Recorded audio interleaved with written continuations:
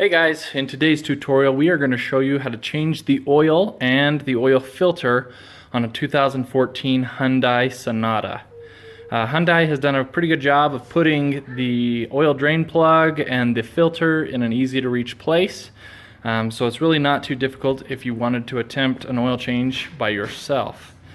First thing we're going to go ahead and do is take a peek under the car, and let's find the location of the oil drain plug. So looking under the car, you'll see right here is where the filter is. I'm not sure if there's supposed to be a cover here. My car didn't have one, yours may. So that's where the filter is when we get to that stage. And then just a little further back is where the oil drain plug is.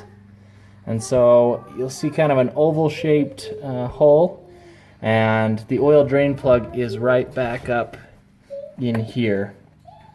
That is a 17 millimeter socket is what I have on there, and it fit pretty snug. We can go ahead and remove that oil drain plug and just make sure you've got your catch container there to catch all the used oil. So we'll go ahead and do that. All right, so we got our socket on there. We've loosened that bolt. We're going to go ahead and finish just kind of pulling that out by hand.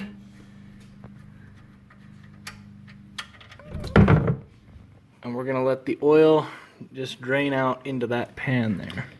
Alright, so it's been 2 or 3 minutes and the oil has drained out of the car. So we're going to go ahead and take the bolt and put that back in. And then we are going to just finger tighten that at first, and then get our socket, and we're going to put just a little final turn on that. Make sure that it's snug and that we don't get any oil leaks. Alright, so now that we have the oil pan drained, we're going to go ahead and turn our attention to the filter.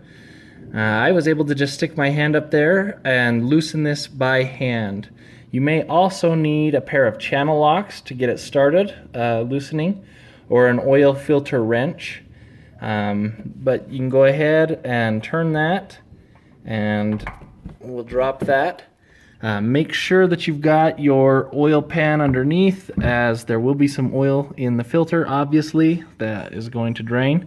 You want to make sure you've got something there to catch it. So now that we've got that removed, let's go ahead. We'll grab our new oil filter, get that put on, and move on. All right, so now that we've got the old oil filter off, we can go ahead and put our new one on.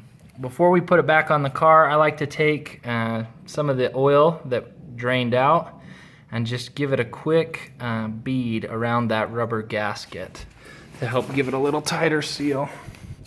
So now that we've got that, we can go ahead and insert that up in there. So as we're putting the filter back on, you'll feel a post that kind of sticks out from the car, and the filter will screw onto that.